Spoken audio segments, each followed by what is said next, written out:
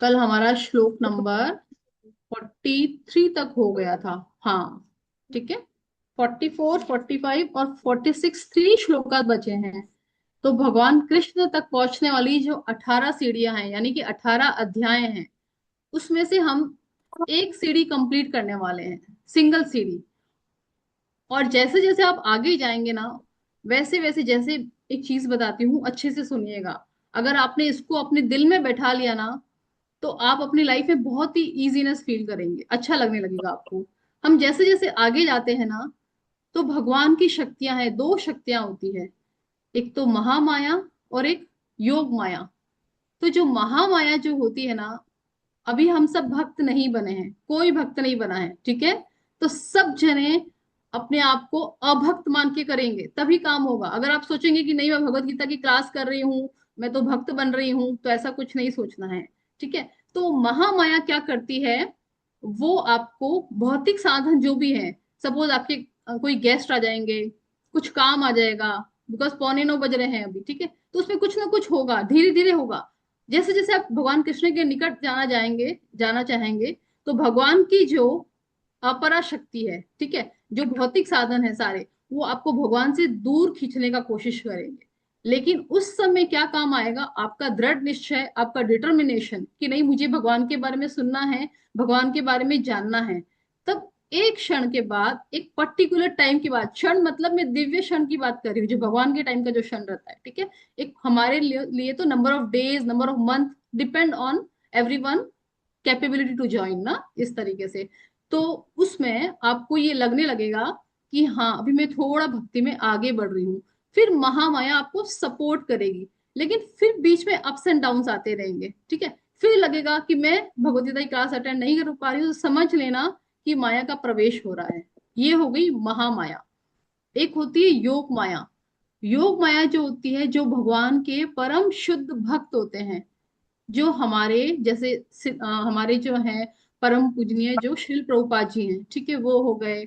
आज के जो योगाचार्य जो हैं बहुत सारे, जो कथाएं करते हैं, तो उन्होंने बहुत सारी स्टडी की होती है, बहुत सारा भगवान के बारे में सोचा होता है, तभी वो बोल पाते हैं। तो उनके लिए जो है ना, योग माया होती है। योग माया क्या करती है, अगेन भगवान को भुला देती है। माया मतलब भुलाना, ठीक है। ये वाली माया ने भी भुलाया, वाली माया ने भी भुलाया, लेकिन भगवान के भुला के वो भगवान को, भगवान और भक्त के बीच के संबंध को प्रगाढ़ करती है। मतलब अगर सपोज ये गोकुल में, वृंदावन में जब भगवान थे, तो उसमें यशोदा मैया थी, नंद नंद बाबा थे। तो यशोदा मैया क्या कहती थी, भगवान को बांध भी देती थी। और नंद बाबा क्या कहते थे, लल्ला जाके मेरे चप्पल लेके आओ, जूते लेके आओ, जो भी उस समय बोलते थे। तो भगवान क्या करते थे, अपने सर पे लेके आते थे, ऐसे हाथ से लेके नहीं आते थे। जब श्रीमद् भागवतम पढ़ेंगे, तो उसमें लिखा है कि भगवान किस किस तरीके से अपनी लीलाएं रचते हैं। अगर वो सोचेगी तो भगवान है, एक बहुत शुद्ध भक्त अगर सोचेंगे कि ये भगवान है, तो क्या भगवान से ऐसे काम करा पाएंगे, नहीं करा पाएंगे। इसीलिए योग माया जो कहती है, वो भुला देती है, वो अच्छे प्रेजेंस में बुला बुला देती है। और अभी हम सब के साथ जो है, वो महामाया है। तो जिस दिन आप अगर अपनी क्लास मिस करेंगे, तो समझ जाना कि महामाया का प्रकोप आ रहा है। महामाया कभी नहीं चाहेगी कि वो अपने मालिक, भगवान कृष्ण कौन है, उनके जो है पति हैं, दुर्गा मैया, ठीक है, वो उनके जो भक्त लोग हैं उनके पास में जाए। क्यों? क्योंकि जब भगवान कृष्ण भक्तों के उसमें जाते हैं, तो लिटरली जैसे भक्त कहते हैं वैसे भगवान करने लगते हैं। हमने बहुत सारे उदाहरण देखे हैं, शास्त्रों में डिटेल में हमने पढ़े हैं। उसको हम और पढ़ेंगे श्रीमद ये भगवत गीता के थ्रू, ठीक है। तो ये छोटा सा इंट्रोडक्शन दिया है मैंने, कि अगर आप फील करते हैं ऐसे, तो उसमें आपको अपनी डिटर्मिनेशन लेके आनी है कि नहीं, मुझे ज्वाइन करनी है क्लास। उस समय अगर आपकी डिटर्मिनेशन जीरो हो गई, फिर तो ना मैं कर सकती हूँ कुछ भी, भगवान तो खैर बिल्कुल नहीं करने वाले। क्योंकि भगवान ने कहा है अगेन, ये यथा माम प्रपद्यन्ते। प्रपद्यन्ते मतलब कि भगवान की तरफ खींचना, जो जिस भाव से मेरी तरफ आएगा, उसको मैं उसी अकॉर्डिंग मैं ज्ञान दूंगा। अभी किसी भी स्कूल में टीचर जो होती है, वो पढ़ाने वाली वो सारे स्टूडेंट्स को एक जैसी है, लेकिन कोई टॉप करता है, कोई जीरो लाता है, कोई बीच में अटक जाता है, कुछ कुछ पास हो जाते हैं। म्यूट कीजिए। हाँ, तो क्या होता है, इट्स डिपेंड करता है कि ये स्टूडेंट की ग्रेस्पिंग पावर पे, तो ये आप सबकी ग्रेस्पिंग पावर पे डिपेंड करेगा कि आप कितना अच्छा भगवत गीता को सीरियसली लेते हैं। और सीरियसली लेने का क्या मतलब है, क्लास अटेंड करने के साथ में एडिशनली आपको पढ़ना है।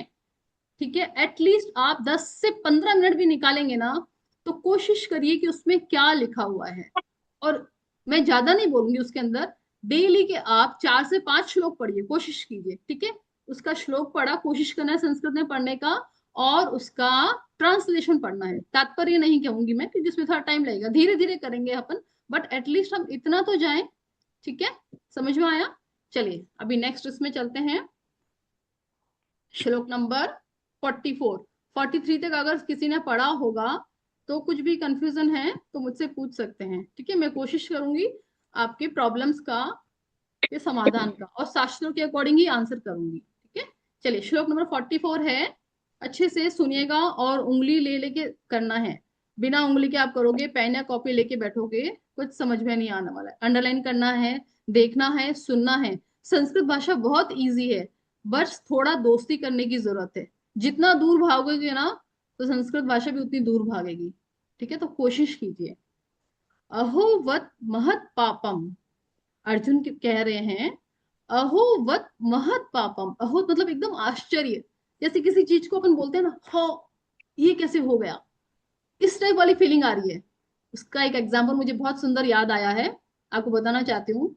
जैसे हम धीरे धीरे आगे बढ़ते हैं, ठीक है, एज मतलब लेडीज जो होती है ना, जो भी स्त्रियां होती है, वो भक्ति भी थोड़ा ज्यादा होती है कंपेयर टू पुरुष। ठीक है, तो जब वो घर में भक्ति करने लगती है, वो माला करने लगती हैं, 1 2 3 4 जप करने लगते हैं हरे कृष्ण मंत्र का, तो उन्हें लगता है मेरे सराउंडिंग में जो सब जने हैं, स्पेशली उनका पति, स्पेशली, ठीक है, उनको टारगेट करने लगते हैं कि अरे मैं तो माला कर रही हूँ, ये क्यों नहीं कर रहे। तो ये वाली जब फीलिंग आने लगती है ना, तो वो सेम फीलिंग यहाँ पे अर्जुन को आ रही है। तो वो फीलिंग नहीं आनी चाहिए। क्यों नहीं आनी चाहिए? क्योंकि आपको तो भगवान कृष्ण की कृपा मिल गई है, इसलिए आप भक्ति कर रहे हैं। बट वो तो भगवत गीता की क्लास अटेंड नहीं कर रहे। हम भी उनके जैसे ही थे पहले। अगर वो भक्ति नहीं कर रहे हैं, तो विद द टाइम वो आपके साथ में करने लगेंगे। बट है, करना है, पेशेंस रखना है, सबसे ठीक, सबसे इंपॉर्टेंट है। ठीक है, टाइम के साथ में आपको पेशेंस रखना है। तो धीरे धीरे अगर भगवान कृष्ण की कृपा होगी तो वो भी आकृष्ट होंगे। ठीक है, इससे सुंदर बहुत सारी सुंदर एक दो स्टोरीज हैं, तो मैं सुनाऊंगी बातें, आप मुझे याद दिलाना कि भक्ति से रिलेटेड है, क्योंकि फिर हम इससे डाइवर्ट हो जाएंगे ये वाले क्लास से। ठीक है, बाद में जब भी कभी टाइम होगा तो मैं सुनाऊंगी रिगार्डिंग, आप बस ये बताना ओहो वाली फीलिंग जैसे आती है। ठीक है, तो मैं समझ जाऊंगी। तो अहोवत महत पापम मतलब, हाँ प्रभु जी बोलिए, दिनेश प्रभु जी। हरे कृष्ण माता जी, कल का जो मेरा क्वेश्चन था वो हाँ मेरे को जवाब नहीं मिल पाया। मैं हाँ बाद में ही आपसे बात करूंगा इसके लिए। हाँ, चलेगा प्रभु जी, आंसर किया था मैंने, आप एग्जिट हो गए थे, कोई बात नहीं। ठीक है, वो आप मुझे एक्चुअली आप में क्या है मुझे कि मेरा वो खत्म हो गया था। हाँ, कोई बात नेट नहीं, जो था आप खत्म हो मुझे गया बाद में था। अलग से कॉल भी कर सकते हैं, ऐसी कोई बात नहीं है। ठीक है, अभी हम क्लास के साथ में कंटिन्यू करते हैं। ठीक है प्रभु जी। अहोवत ठीक। महत पापम। अभी अर्जुन को हौ वाली फीलिंग आ गई, आश्चर्य वाली फीलिंग आ गई है। क्यों आई है? अभी तक तो वो पूरा व्यथा में था। तो आगे पढ़ेंगे, समझ में आना चाहिए क्यों आश्चर्य वाली फीलिंग आ गई है। हौ, जैसे औरतें करती, अरे मैं तो इतनी माला कर रही हूँ, ये माला नहीं कर रहे हैं, मैंने प्याज लहसुन खाना छोड़ दिया, ये तो प्याज लहसुन खा रहे हैं। उस टाइप वाली फीलिंग है। ठीक है, अहोवत महत पापम कर्तुम व्यवस्थिता वयम। कर्तुम व्यवस्थिता वयम मतलब कि निश्चय किया है। क्या निश्चय किया है?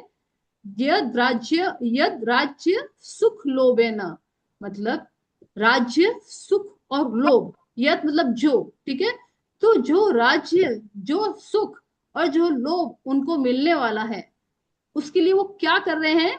हंतुम स्वजन उद्यताम। हंतुम मतलब मारना, स्वजन मतलब बताया था मैंने, अपने ही परिजन को।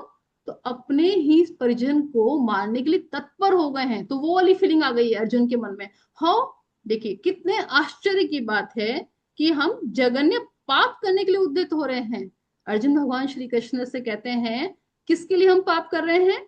हम राज्य सुख भोगने की इच्छा से प्रेरित होकर हम अपने ही संबंधियों को मारने पर तुले हुए हैं, ये फीलिंग आ गई उनको। मतलब उनको लग रहा है कि ये तो बहुत गंदी बात है, बहुत ही घटिया बात है। जैसी फीलिंग आती है कि हम माला करते हैं, हमारा पड़ोसी कोई माला नहीं करता है। अभी हम मार्केट में कहीं जाते हैं तो देखो ना कैसे ये लोग खड़े होके जो भी चीजें मार्केट की चीजें खा रहे, धीरे धीरे आप अपने बहुत सारी चेंजेस फील करेंगे। जो आप खाते हो ना वो आपको लगेगा कि ये शुद्ध है या सात्विक है कि नहीं, भगवान को चढ़ा हुआ है कि नहीं, ये सब चीजें आएगी। और आपको फील होने लगेगा जब अंदर से, तब आपको दूसरे लोग लगने लगेंगे कि ये सब गलत काम कर रहे हैं। तो उस समय ये चीज नहीं सोचनी है। हम भी सब उसी घराने में थे। धीरे धीरे हमारे पाप थोड़े कम होते गए तो भगवत गीता हमारे हाथ में आई है। एक सबसे इंपॉर्टेंट लाइन मुझे याद आई है, जनरली मैंने संतों से सुनी है, जब मैं उनके प्रवचन सुनती हूँ तो उसमें वो कहते हैं कि जब आपके ऊपर पापों का साया रहता है तब आप भगवत गीता से दूर रहते हैं। और जब आप धीरे धीरे आपके पाप कटने लगते हैं तब भगवत गीता आपके हाथ में आती है। इसका एग्जाम्पल आप देख लीजिए कि हमारे जो इस ग्रुप में कम से कम 50-51 लोग आए हैं, ठीक है। सबका मन में था कि भगवत गीता पढ़नी है, लेकिन हार्डली कितने लोग आ रहे हैं, 15 से 20 लोग, हार्डली, मतलब मैक्सिमम, उससे ज्यादा नहीं आ रहे। तो इसका मतलब भगवान की कृपा हुई है, तभी आप लोग पढ़ पा रहे हैं। अदरवाइज भगवान की कृपा उन पे क्यों नहीं हुई? क्योंकि उन्होंने चाह ही नहीं रखी। अगर आप चाह रखेंगे तो भगवान आगे आएंगे, और चाह नहीं रहेंगे, रखेंगे, तो भगवान बोलेंगे ठीक है ये अपने भौतिक में, अपने इंद्रिय विषय में सुख ले रहा है तो लेने दो उसको, भगवान को क्यों क्या पड़ी है। तो अगर आपको अपनी पड़ी है तो आप भगवत गीता से कनेक्ट होंगे तभी आगे बात बनेगी, नहीं तो नहीं बनेगी। ठीक है, चलिए इसका हमने एक बार तात्पर्य पढ़ लेते हैं, छोटा सा है, मैं पढ़ लेती हूँ। स्वार्थ के वशीभूत होकर, पूरा फोकस करेंगे, मनुष्य अपने सगे भाई, बाप या माँ के वध जैसे पाप कर्मों में प्रवृत्त हो सकता है। देखो उस समय द्वापर युग चल रहा था और कलयुग की बातें अर्जुन के द्वारा कही गई हैं जो कि आजकल चल रही है। माँ, भाई, बाप, बहन, मतलब किसी भी तरह में सबको मार दिया जाता है, किसी भी अपने स्वार्थ के लिए। विश्व के इतिहास में ऐसे अनेक उदाहरण मिलते हैं। लेकिन भगवान का साधु भक्त होने के कारण अर्जुन जो है वो भगवान का साधु भक्त है। इसी कारण सदाचार के प्रति जागरूक है, उसको पता है क्या करना चाहिए क्या नहीं करना चाहिए। अदरवाइज वो तो आराम से राज्य पाने के लिए सबको मार सकता था, लेकिन उसमें ये गुण भगवान के भक्त होने के लिए के कारण आ रहे हैं। अतः वह ऐसे कार्यों से बचने का प्रयत्न करता है। ठीक है, किसी कोई श्लोक में कुछ है, कुछ अगर डाउट है तो पूछिए, otherwise we will move forward. Okay, हुआ? अच्छा हरे एक चीज कृष्ण और। माता हाँ, हरे कृष्ण माता जी, जी। बोलिए। तात्पर्य में जो लिखा हुआ किंतु भगवान का साधु भक्त का मतलब क्या हुआ? हाँ, भगवान का साधु मतलब शुद्ध भक्त, जैसे मैं बता रही थी अभी। जो शुद्ध भक्त होते हैं उनको योग माया सपोर्ट करती हैं। जैसे अर्जुन को सपोर्ट किया योग माया ने, अर्जुन हास्य के लिखा। दिमाग से भुला दिया कि वो भगवान है। तभी तो अर्जुन ऐसे क्वेश्चन पूछ पा रहे हैं, और अर्जुन हमें रिप्रेजेंट कर रहा है। अदरवाइज अर्जुन जैसा महारथी जिसने इंद्र को परास्त किया है, जिसने ये ध्रुपद जैसे महाराजा को परास्त किया है, द्रौपदी से जिसका विवाह हुआ है, और जो कौरवों को ये स्वर्ग में चले गए थे, उनको उनका अपहरण हो गया था, उनको लेकर आया है। ऐसा अर्जुन, ऐसा कृष्ण का भक्त में इतनी सारी व्यथाएं हो सकती है? बिल्कुल नहीं हो सकती, क्योंकि अर्जुन एकदम क्लियर है, अर्जुन का डिस्क्रिप्शन बिल्कुल क्लियर है दिमाग में। लेकिन साधु भक्त है, इसीलिए भगवान ने, योग माया ने उनके दिमाग से ये निकलवाया है कि वो भगवान है और वो हमें रिप्रेजेंट कर रहे हैं। हमारे जो भी कारण है दिमाग में जो भी आते हैं, धीरे धीरे आपको ये भी लगने लगेगा कि जो दिमाग में आपके प्रॉब्लम्स होती है, जो दिमाग में आपके क्वेश्चंस होते हैं, तो वो भी क्वेश्चंस आपके सॉल्व होने लगेंगे। आपको कुछ लगने लगेगा जैसे मेरे साथ ही क्यों होता है, या फिर ऐसे लगने लगा कि मैं तो भक्ति करने लगा हूँ। तो भक्ति नहीं कर रहे, अभी तो आपके पाप धुल रहे हैं, जो भी पाप हमने किए हैं जन्मों जन्मों से। भले ही आप सोचते हो इस जन्म में हमने नहीं किए हैं, इस जन्म में भी हम जो खाना बनाते हैं ना, गैस पे हम खाना बनाते हैं, उसमें भी कितने कीड़े मकोड़े आते हैं, और अभी तक हम बिना प्रसाद भगवान को चढ़ाए खा रहे हैं। बहुत सारे लोग खा रहे हैं, बट धीरे धीरे बंद करना चाहिए उन्हें। और भगवान को भोग लगाने के साथ ही खाना चाहिए। ठीक है, और किसी का कोई क्वेरी? नेक्स्ट। ठीक है। अच्छा, एक चीज और पूछनी चाहूंगी, मैं बताना चाहती हूँ, है हमारे पास टाइम अभी। आ, परसों राखी है, तो सब अपने भाई और बहन मिलके राखी बांधेंगे। पति पत्नी भी राखी बांधेंगे क्या एक दूसरे को? ये ये हम पूछना भी चाहे थे माता जी ने, सोचे बाद में पूछेंगे कि अच्छा अच्छा। रक्षाबंधन क्या होता है, सिर्फ भाई बहन में बांधने को होता है कि क्या चीज होता है राखी पूर्णिमा में? हाँ नहीं, मुझे ध्यान आया, मैं भूल जाऊंगी इसलिए इस चीज को। तो पति पत्नी आपस में राखी बांधेंगे क्या, या भाई बहन ही बांधेंगे बस? बताइए थोड़ा, फिर मैं अपने पॉइंट रखती हूँ, जैसे शास्त्रों से मुझे थोड़ा बहुत ज्ञान मिला है उसको। ऐसे इसमें तो कहा जाता है माता जी की रक्षा के लिए, क्या है, बहुत पहले है कि रानी लक्ष्मीबाई हुमायूं को बांधे थे अपनी रक्षा के लिए। हाँ बहुत तो अच्छी बात है सर, हाँ रक्षा ये के हमारे लिए क्या इतिहास क्या, का एग्जाम्पल है। हाँ बहुत भाई अच्छा बट। बहन एक प्यार का बंधन है, लेकिन हाँ साथ में उसकी रक्षा के लिए किसी को भी बांध सकते। हाँ, विपिन जी बताइए, पत्नी पति को राखी बांधनी चाहिए कि नहीं बांधनी चाहिए? मैडम बांधनी चाहिए बिल्कुल। अच्छा, क्यों एक बांधनी दूसरे की चाहिए? हमेशा हिफाजत करने के लिए। हाँ बहुत अच्छा, वेरी नाइस। और बाकी सब इस बात से सहमत है, हम इसको शास्त्रों से प्रमाणित करेंगे, इसलिए बांधनी चाहिए ना?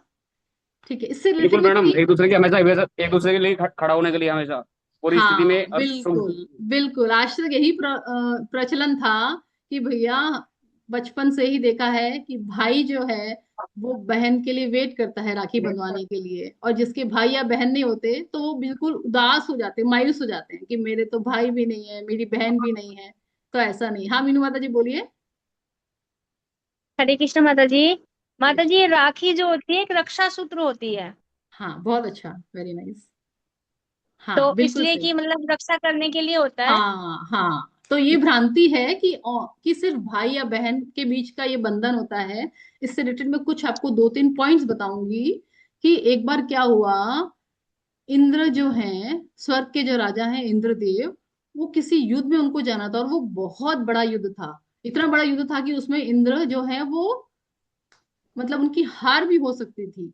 तो जो इंद्राणी है उनकी पत्नी, उन्होंने बहुत सारे तत्वों से भगवान की पूजा करते हुए एक रक्षा सूत्र उन्होंने बनाया, सारे मंत्र जितने भी आते थे ना पूरा बोल के उसको इतना सुगठित कर दिया। और उस रक्षा सूत्र को उन्होंने इंद्र के युद्ध में जाने से पहले बांधा। तो इंद्र ने इतनी शूरता से, इतना मतलब अचरज वाली बात से, ये भागवत की कथा है, इतना सुंदर उन्होंने ये किया, युद्ध किया, जिसके फलस्वरूप इंद्र जो है वो जीत गए। यानी कि ये जो रिलेशनशिप क्या हुआ, पत्नी ने पति को राखी बांधी। तो वैसे कर सकते हैं हम, ठीक है, शास्त्रों के अकॉर्डिंग। एक और कहानी है, कोई जानता है? महाभारत काल में एक कहानी है कि किसने किसको राखी बांधी थी, आइडिया? हाँ बोलिए मीनू माता जी। ये महाभारत में द्रौपदी ने जब श्री कृष्ण की उंगली में चोट लग गई थी, रक्त बहा था, तो अपनी साड़ी का पल्लू फाड़कर थोड़ा सा तब उनको बांधा था कृष्ण जी को। हाँ बहुत अच्छा, इसके हरि एवज बोल। में उन्होंने, हाँ, उनकी जो थी वहां पर, जब उसमें अ, उसमें दरबार में जब उसको चीर हरण हो रहा था, तब उनकी बदले उन्होंने उसका चीर बढ़ाया हाँ था श्री हाँ, कृष्ण उन्होंने ने। चीर लीला की थी, भगवान ने चीर का वस्त्र का रूप लेते हुए उसका रूप द्रौपदी में की धारण लज्जा होता है। को बचाया था। नहीं मैडम, वो जब उन्होंने शिशुपाल का वध किया था तब उन्होंने उसके राखी बांधी थी। हाँ, शिशुपाल को क्या? जब शिशुपाल को उन्होंने वध किया था तब उन्होंने उसके हाँ, राखी वो मतलब कपड़ा फाड़ के तब बांधा था उनके। अच्छा, किसने किसको बांधा था राखी? जब श्री कृष्ण भगवान ने शिशुपाल का वध किया था तो जब हम्म, द्रौपदी ने भगवान के वो कपड़ा फाड़ के तब अपनी वो बांधा था। नहीं नहीं, शायद भागवत से। तभी नहीं उनकी नहीं उंगली में चोट लगी थी नहीं नहीं शायद। नहीं, सुनिए सुनिए सुनिए सुनिए, भागवत से स्टोरी बताती हूँ मैं। ना आपकी बात सही है मीनू माता जी, ना विपिन प्रभु जी आपकी बात सही है। भागवत के अकॉर्डिंग क्या होता है कि भगवान श्री कृष्ण पांडव को पर्टिकुलर, वो कोई एक विधि चल रही थी वहां पे, तो वो चार पांचों पांडवों को तिलक लगा रहे थे, कुमकुम का तिलक लगा रहे थे। पांचों पांडवों को लगा रहे, द्रौपदी जो थी वो दूर से खड़ी देख रही थी कि पांचों पांडवों को तिलक लग रहा है। उसको ये अंदाजा नहीं था कि वो तिलक लगा रहे। थोड़ी देर बाद में जब अ, द्रौपदी ने श्री कृष्ण भगवान की उंगली को देखा, एकदम लाल लाल हो गया था, तो उनको डर लगा कि भगवान की उंगली से खून निकल रहा है। तो उसी समय उन्होंने अपना साड़ी का पल्लू फाड़कर उंगली में लपेटा। तो उस समय भगवान ने बोला कि तुमने मेरे खातिर अपने इतनी सुंदर साड़ी को तुमने फाड़ दिया, तो जब भी तुम्हें जरूरत हो तुम बस मुझे याद करना, मैं आ जाऊंगा। तो शास्त्रों के अकॉर्डिंग ये है, खून वाला कोई चीज मैटर नहीं है, वो कुमकुम का साइन है, रेड साइन है। तो उस रेड साइन को देख के द्रौपदी विचलित हो गई थी, क्योंकि वो उस समय नहीं थी वहां पे, वो दूर खड़ी थी। तो एकदम से आई तो देखा पूरा लाल लाल भगवान की उंगली हुई है। ठीक है, अकॉर्डिंग टू द शास्त्र है। तो ऐसा नहीं है कि वो भगवान को खून वून आया था। ठीक है, भगवान को खून नहीं आता है, भगवान है वो। ठीक है, चलिए नेक्स्ट एक और स्टोरी है, भगवान के अवतार से रिलेटेड है। किसी को आइडिया है? शास्त्रों का हमारा नॉलेज होना चाहिए, ताकि आपका माइंड जो है थोड़ा सा वो ग्रेप्स करेगा। सोचो अगर होता है तो बताओ। भगवान की 10 अवतार फुल मानते हैं, उसमें से एक अवतार ऐसा क्या था कि किसी ने किसी को राखी बांधी थी, फिर भगवान को मुक्त कराया था। के- दशावतार में केशव रूप मीन मीन रूप था, कश्यप रूप था, उसमें एक रूप कौन सा था? अच्छा मैं बताती हूँ क्या था। भगवान जब वामन रूप किए थे, क्यों वामन रूप किए थे? राजा बलि के समय, राजा बलि जो थे ना बहुत ही शूरवीर थे। पाताल लोक के सबसे बड़े, एक ही लोक था उसमें, सबसे बड़े राजा जो है राजा बलि थे। बट वो राक्षस कुल में थे, और उनके जो गुरु थे वो गुरु शुक्राचार्य जी थे। शुक्राचार्य जी राक्षसों के गुरु थे, जो भी विद्या थी वो उनको 100% परंपरागत रूप से प्राप्त थी। तो राजा बलि ने एक बहुत बड़ा यज्ञ का आयोजन किया था। तो उस यज्ञ का आयोजन से ऐसे था कि देवलोक हो गया, स्वर्ग लोक हो गया, जितने भी अपर लोक थे वो सारे के सारे राजा बलि के कब्जे में आने वाले थे, और वो राक्षस थे। तो जो भी जितने भी देवता थे भगवान श्री कृष्ण के पास गए और उनसे याचना की कि भगवान ऐसे तो हमारा राज्य, हमारा लोक हमसे चला जाएगा, आप कुछ करिए। तब भगवान श्री कृष्ण ने वामन रूप किया और पाताल लोक में गए। और शुक्राचार्य जो उनके गुरु थे, उन्होंने भगवान को पहचान लिया कि ये तो वामन रूप में आए हुए हैं, भगवान श्री हरि विष्णु हैं। तो उन्होंने आगाह किया राजा बलि को कि ये जो है कोई बालक नहीं है, ये खुद श्री हरि हैं। हालांकि राजा बलि जानते थे, विश्वास भी किया, लेकिन वो एक याचक के रूप में आए थे। तो राजा बलि ने अपनी गुरु की बात नहीं मानी, और इतिहास में वो ऐसे गुरु हुए कि अगर मतलब बोल रहे थे सही, लेकिन वो गलत डायरेक्शन में बोल रहे थे, तो उन्होंने गुरु का त्याग किया राजा बलि ने, और शुक्राचार्य जी की बात नहीं मानी। तो और उन्होंने राजा बलि ने भगवान को बोला कि ठीक है, आपको जो चाहिए आप बताइए। तो भगवान ने बोला कुछ नहीं, मुझे सिर्फ 3 पग जमीन चाहिए। अब भगवान जो है वामन का रूप लेके आए थे, छोटे से बच्चे का रूप लेके आए थे। तो उन्होंने सोचा कि 3 पग जमीन है, ठीक है, छोटे छोटे स्टेप्स लेके कर लेंगे, कुछ नहीं है, ये छोटा सा वामन है, छोटा है। लेकिन भगवान ने उसी समय पूरा अपना इतना बड़ा रूप किया, और एक पैर में उन्होंने स्वर्ग लोक को ले लिया, दूसरे पैर में उन्होंने पृथ्वी लोक को ले लिया। अब तीसरा पैर कहाँ रखे? और ऑलरेडी शुक्राचार्य जी ने तो बोल दिया था कि बलि ये श्री विष्णु है, श्री हरि है। लेकिन फिर अभी राजा बलि जो थे वो अपने वचन के एकदम दृढ़ थे, तभी तो इतना बड़ा युद्ध करने जा रहे थे, और देवता लोग डर गए थे। तब उन्होंने कहा कि भगवान तीसरा जो है चरण है, तीसरा चरण है वो मेरे सर पे रखिए। तो श्री हरि ने ये राजा बलि के सर पे चरण रख दिए। तो भगवान बहुत खुश हो गए उनकी इस चीज से, और भगवान ने कहा अच्छा बलि तुम्हें क्या चाहिए? तो श्री कृष्ण भगवान को कहते हैं वो कि मेरी ये एक इच्छा है कि आप पाताल लोक में मेरे साथ में रहें। अभी भगवान जो है भक्त के अगर थोड़ा सा करते हैं तो भगवान उसको बहुत सारा दे देते हैं। तो भगवान ने उनकी बात मान ली और वो वहीं पे रहने लगे। अभी ये बात पहुंची श्री लक्ष्मी जी के पास। अभी लक्ष्मी जी अपने पति के बिना कैसे रहेंगी, अगर भगवान पाताल लोक में रहेंगे तो लक्ष्मी जी गई दौड़ी दौड़ी पाताल लोक में। और फिर ये पता नहीं था राजा बलि को कि लक्ष्मी जी आई हैं, ठीक है, वो वेश बदल के गई थी। तो उन्होंने फिर उस दिन रक्षाबंधन का दिन था, और उन्होंने राखी बांधी राजा बलि को। तो राजा बलि ने कहा कि आपको क्या चाहिए बताइए मुझे। तो लक्ष्मी जी ने कहा ये जो आपके साथ रह रहे हैं वो मेरे पति हैं, इन्हें मुझे आप दे दीजिए। तो अभी भाई बहन का रिश्ता ऐसा होता है, उन्होंने बोल दिया है राजा बलि ने तो उनको देना पड़ा। तो उस दिन से फिर राजा बलि ने फिर भगवान को छोड़ा, और फिर भगवान फिर वापस अपने लोक में जाके रहने लगे। और उससे रिलेटेड एक और कोइंसिडेंस है कि जिस दिन राखी थी उसके 2 दिन पहले ये जो राजा बलि जो है वो साउथ इंडिया के थे बेसिकली। उन्होंने भगवान से एक प्रेयर की थी, भगवान से पूछा था कि भगवान ये लास्ट, ये मैं आपसे मेरी इच्छा है कि मैं जो मेरे सारे जो प्रजा हैं उनसे मैं जाके मिलना चाहता हूँ। तो भगवान ने बोला हाँ ठीक है। तो वो जो राजा बलि जो थे वो साउथ में उस समय गए, और साउथ में जितने भी उनकी प्रजा थी, सबको तिलक किया और सबको रक्षा सूत्र बांधा उस रक्षा सूत्र से। तो जब भी अगर हम रक्षा सूत्र बांधते हैं तो राजा बलि का एक श्लोक आता है, ठीक है, वो मुझे अभी याद नहीं है, बट आप गूगल करना इस चीज को, ठीक है, कि वो श्लोक आता है कि नहीं आता है। देखते हैं फास्टेस्ट फिंगर फास्ट किसका होता है, अभी नहीं करना है, ठीक है, आफ्टर द क्लास, कि वो कौन सा श्लोक है, और उसको ग्रुप में डालना, देखते हैं कौन अच्छे से कर पाता है। तो उसमें उस चीज को साउथ में उसी चीज को ओणम के नाम से विख्यात है। और आज वही ओणम का त्योहार है, राखी से 2 दिन पहले आता है। तो इसलिए ओणम और रक्षाबंधन का ये कोरिलेशन है। ये चीज जनरली शास्त्रों से पढ़ते हैं तो हम आते हैं। इसलिए हमेशा अपने शास्त्रों को पढ़िए। अदरवाइज यूट्यूब के थ्रू जाएंगे ना, यूट्यूब पे तो बहुत सारी फेक न्यूज है।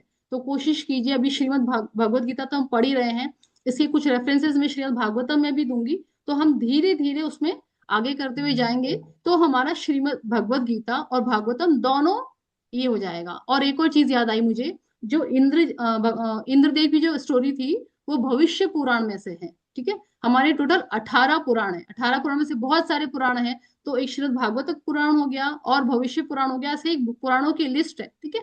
तो जनरली पुराणों का कंप्लीट संग्रह जो है, अगर हमारे पास मनुष्य जीवन भगवान ने दिया, उसे बहुत सारे काम दिए, हम इतना कुछ नहीं पढ़ सकते हैं। तो पुराणों का एक संग्रह मतलब श्रीमद् भागवतम जो है वो पुराणों का राजा है, और श्रीमद् भगवत गीता को जो है उसको वेदों का राजा बोला है। तो अगर हम इन दो चीजों को भी कर लें तो सारे पुराण और सारे वेद हमारे कवर अप हो जाएंगे। बट उनको करने के लिए आपको दृढ़ एकदम डिसिप्लिन चाहिए और कंसिस्टेंसी चाहिए, ठीक है। तो ये 3 स्टोरीज हैं। तो अभी ये मत सोचना कि मेरे भाई या मेरी बहन नहीं है। एक पति, एक पत्नी अपने पति को भी बांध सकती है, एक मित्र अपने सखा को भी बांध सकते हैं आपस में, और भाई बहन का तो खैर रिश्ता है ही है, ठीक है। हाँ, मीन कुसुम माता जी बोलिए, आप कुछ कह रही है। हाँ जी, हाँ, हरे कृष्ण माता जी।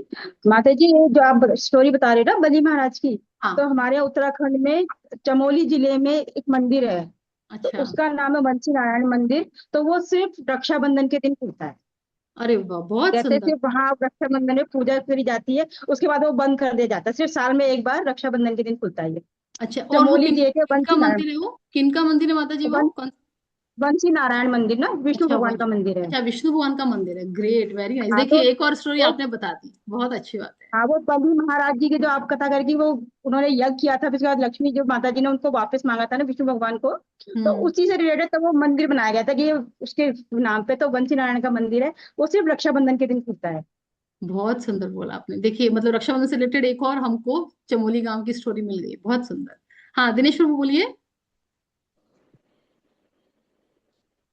माता जी, आपने अभी बताया था बहन भाई बहन को राखी बहन भाई को राखी बांधते हैं, और वाइफ अपने हस्बैंड को, पति अपने मतलब क्या पत्नी अपने पति को, तो क्या शिष्य अपने गुरु को भी राखी बांध सकते हैं? बिल्कुल बिल्कुल बिल्कुल, गुरु शिष्य का भी है, कोई भी किसी को, मतलब हमारा रक्षा सूत्र जो है ना ये रक्षा का है, ठीक है। तो उसमें ये नहीं देखते कि पर्टिकुलर भाई बहन का है, तो गुरु अपने शिष्य को भी शिष्य अपने गुरु को भी बांध सकते हैं, बट प्रॉपर एकदम तो एकदम फेथ से लेते हुए, ठीक है। ऐसे फॉर्मेलिटी वाली चीज नहीं है यहाँ पे। प्रॉपर आपको मन में मानते हुए कि हाँ ये हमारे शिक्षा गुरु हैं, ये हमारे दीक्षा गुरु हैं, तो हम इनको बांध सकते हैं। बहुत अच्छा क्वेश्चन पूछा पूछा प्रभु जी आपने। और किसी की कोई क्वेरी है? 5 मिनट है हमारे पास में। हरे हाँ। कृष्ण। हाँ, एक चीज और मैं कहना चाहूंगी कि हमारे ऑलमोस्ट चैप्टर 1 कंप्लीट हो गया है। तो आप लोगों को एक काम करना है, 2 श्लोक और बचे हुए हैं, ठीक है। और आज है वेनसडे ना, कल थर्सडे है। फ्राइडे की आपकी छुट्टी रहेगी और सैटरडे संडे भी आपका छुट्टी रहेगा। तो 3 दिन आपके पास हैं, ठीक है।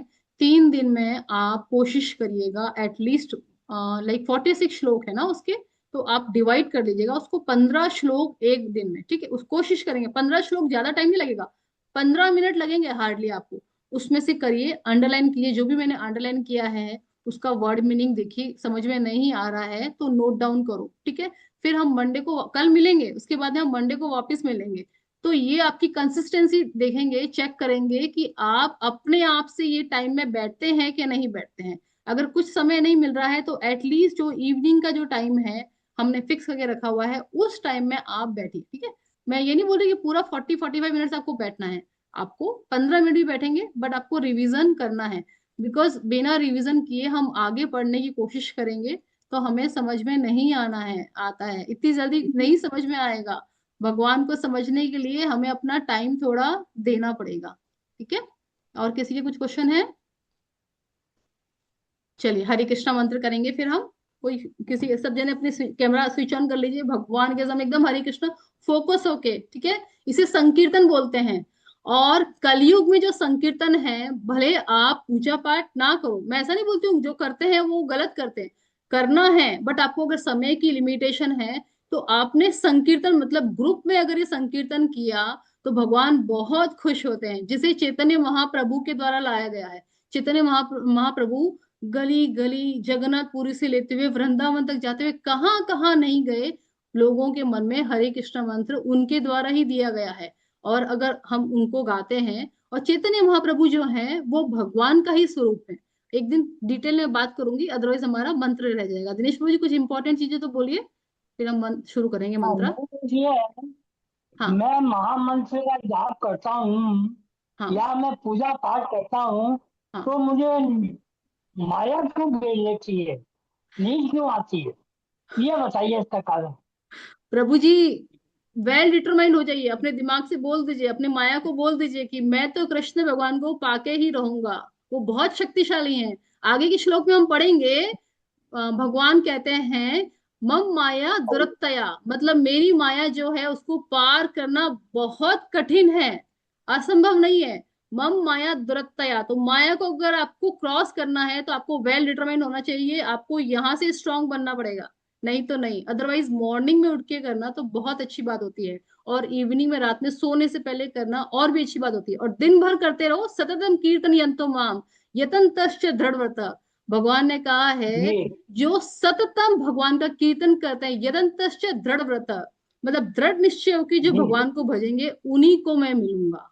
अदरवाइज माया शक्ति जी नहीं चाहेगी कि उनका मालिक किसी के पीछे पीछे जाए, ठीक है। भगवान चलने लगते हैं उनके पीछे पीछे, तो आपको ये दृढ़ जी निश्चय जी करना है, ठीक है प्रभु जी। और वो आपसे ही होगा। अर्जुन का भी यही क्वेश्चन था कि मैं इस मन को कैसे संभालूं।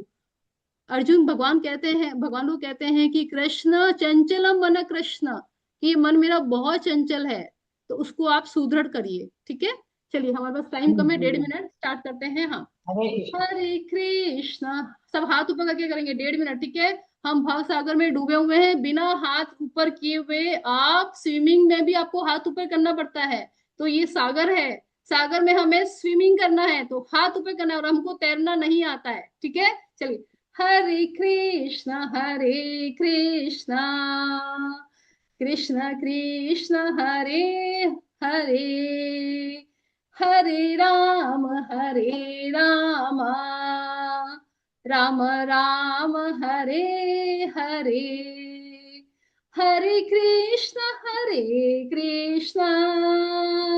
कृष्ण कृष्ण हरे हरे, हरे राम राम राम हरे हरे, हरे कृष्ण कृष्ण कृष्ण हरे हरे, हरे राम राम राम हरे हरे। हरे कृष्णा सभी को। और ये जो कैमरा ऑफ करके बैठे हैं ना, मैं नहीं जानती वो हरे कृष्णा मंत्र बोल रहे हैं या नहीं हरे बोल रहे हैं। कृष्णा। रख लो पर्दा, जितना भगवान से रखना है, कोई बात नहीं, कहाँ तक बचोगे, एक ना एक दिन तो भगवान को सामने आना ही होगा। हरे कृष्ण।